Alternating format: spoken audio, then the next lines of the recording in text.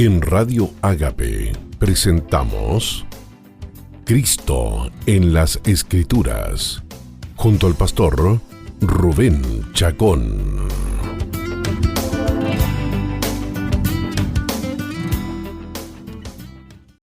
Hola, ¿qué tal amigos y amigas? Bienvenidos a su programa Cristo en las Escrituras.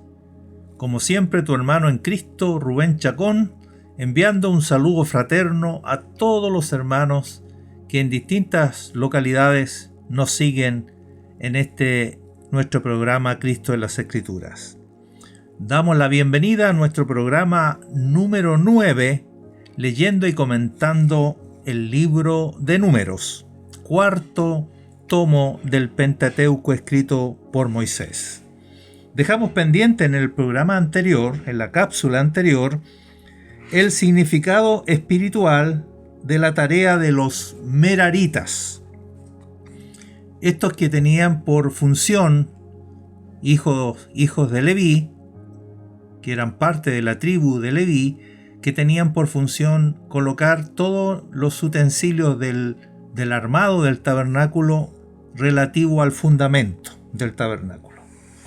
Bien, digamos entonces, para terminar esta tarea que nos propusimos en el programa anterior, el significado de la tarea de los coatitas, la tarea de los gersonitas y por último la tarea de los meraritas y su significado. Los meraritas estaban a cargo del fundamento del tabernáculo, es decir, de las tablas, barras, columnas, basas, estacas y cuerdas. Esto de acuerdo a Números capítulo 4, versículos 31 y 32. En estos 6 elementos debiéramos encontrar entonces los principios que constituyen el fundamento de la iglesia y que es tarea de los apóstoles. Efectivamente, y de manera muy clara, el Nuevo Testamento precisa justamente 6 principios constituyentes del fundamento de la vida cristiana. Para ese efecto, debemos leer Hebreos capítulo 5 desde el versículo 12 hasta el capítulo 6, versículo 2. Hebreos capítulo 5, desde el versículo 12 hasta el capítulo 6, versículo 2. Según esta escritura, dice el escritor que lo que constituye el fundamento es lo siguiente, y menciona precisamente 6 cosas: el arrepentimiento de obras muertas, la fe en Dios, la doctrina de bautismos, la imposición de manos, la resurrección de los muertos y el juicio eterno. Por esto, al examinar el libro de los Hechos y fijarnos en el trabajo de los apóstoles, encontramos que precisamente lo que enseñaban y predicaban era acerca del arrepentimiento, de la fe, del bautismo y de recibir el Espíritu Santo, entre otras cosas. En el libro de los Hechos, muy repetitivo que las personas, para ser salvas, necesitan arrepentirse, necesitan creer, necesitan bautizarse, y como resultado de la fe y del bautismo recibían también el Espíritu Santo. Así pueden ustedes mirar en Hechos capítulo 2, versículo 38, en Hechos capítulo 8, versículos 12 al 17, en el capítulo 9, versículos 17 al 18, en el capítulo 10, versículos 44 al 48, en el capítulo 19, versículos 2 y 6, en el capítulo 24, versículos 15 y 25. Les leo esta cita para que se den cuenta de cómo esto se reitera y una y otra vez. La puerta para entrar al reino de Dios, la puerta de la salvación, consiste en estos elementos de verdad espiritual, experiencias espirituales que constituyen entonces el fundamento de la vida cristiana. De hecho, la imposición de manos era precisamente para recibir el Espíritu Santo. Tiene otras funciones más, pero esta era la principal que experimentaba un nuevo creyente. Se le imponían las manos después de ser bautizado en agua y recibía como resultado de ello la promesa del Espíritu Santo. Que estos 6 elementos que menciona Hebreos constituyen el fundamento de la iglesia es claro por la expresión de Hebreos 5:12. Hebreos 5:12 los llama primeros rudimentos de las palabras de Dios. Son los primeros rudimentos de las palabras de Dios. La palabra griega para primeros, cuando dice primeros rudimentos, es la palabra griega arché y significa principio.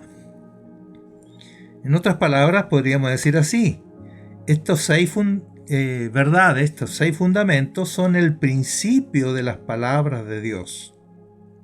El principio de las palabras de Dios, dicho de otra manera, está formado por estos 6 rudimentos. Por supuesto que en términos generales el fundamento es Cristo, pero aquí estamos desglosando la experiencia de creer en Cristo, de volverse a Cristo, de entrar por la puerta que es Cristo para ser salvo. La experiencia práctica está desglosada en estos 6 rudimentos. Ahora, lo mismo acontece con la expresión de Hebreos 6:1. En Hebreos 6:1 otra vez aparecen los rudimentos de la doctrina de Cristo, que literalmente se traduce la palabra del principio de Cristo. O sea, Cristo es el principio, es el fundamento, es la esencia sobre la cual se va a construir la salvación y la vida cristiana. Ahora bien, no sé si es posible hacer corresponder uno a uno estos 6 principios con los 6 elementos del fundamento del tabernáculo. No soy capaz todavía de hacer un paralelo exacto entre las 6 cosas que era tarea de los meraritas, que las vuelvo a repetir: las tablas, las barras, las columnas, las basas, las estacas y las cuerdas, hacerlas coincidir con cada uno de estos principios que menciona Hebreos capítulo 5, versículo 12 hasta el 6:2. Ahora bien, sin lugar a dudas, podemos decir, por lo menos en términos generales, que debe haber aquí un paralelo más o menos exacto de lo que estamos hablando. Por ejemplo, en el hecho de que las tablas, que eran antiguos árboles enraizados a la tierra, resulta que estas tablas con las cuales se construye el tabernáculo son ahora tablas cortadas de la tierra y puestas sobre basas de plata. Y eso nos habla del cambio de mentalidad, o sea, nos habla del arrepentimiento que debemos experimentar. ¿Cuál es ese cambio? Que ya no pertenecemos a este mundo. Antes éramos árboles enraizados a este mundo, pero del mundo hemos sido cortados y ahora estamos sobre basas de plata que significan o que tipifican la redención. Es el hecho de que las tablas estaban, en el hecho de que las tablas estaban cubiertas de oro y puestas sobre basas de plata, sigamos hablando de eso, encontramos lo que debemos creer. Ahí está el otro rudimento de la fe, el creer. Porque eso nos habla de ¿qué? Que somos participantes de la naturaleza divina, representada por el oro. Somos tablas cubiertas de oro. Y que nuestra vida descansa sobre la redención de Cristo, representada por las tablas, por las basas de plata. Te fijas entonces que tanto las tablas en esta nueva condición, en esta nueva posición, como el hecho que estaban cubiertas de oro y que las basas sobre las cuales se sostenían de pie es la redención de Cristo. Entonces aquí estamos encontrando una correspondencia entre los rudimentos, el arrepentimiento y la fe, con estos elementos del fundamento del tabernáculo. En las barras, por su parte, las barras eran los que unían una tabla con otra y las mantenían unidas, encontramos referencia a lo que nos une. Esta unidad es producto del hecho que todos hemos bebido de un mismo espíritu, como dice 1 Corintios 12:13. Todos hemos sido bautizados en el cuerpo de Cristo por un solo y un mismo espíritu. Por lo tanto, las barras representan lo que nos une, nuestra unidad.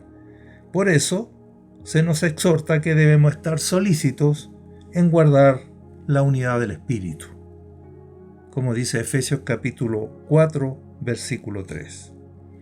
En resumen, no hay duda de que en estos elementos del tabernáculo encontramos la explicitación de los primeros principios que deben ser vividos bajo el ministerio de los apóstoles y evangelistas. Finalmente, el capítulo 4 del libro de Números dice que de los 22.000 levitas mayores de un mes, solo 8.580 varones cumplían la edad entre 30 a 50 años. Fueron contados entre los descendientes de Gersón, de Coat y Merari, cada uno según su oficio y según su cargo, tal como lo dice el capítulo 4, desde los versículos 46 al 49.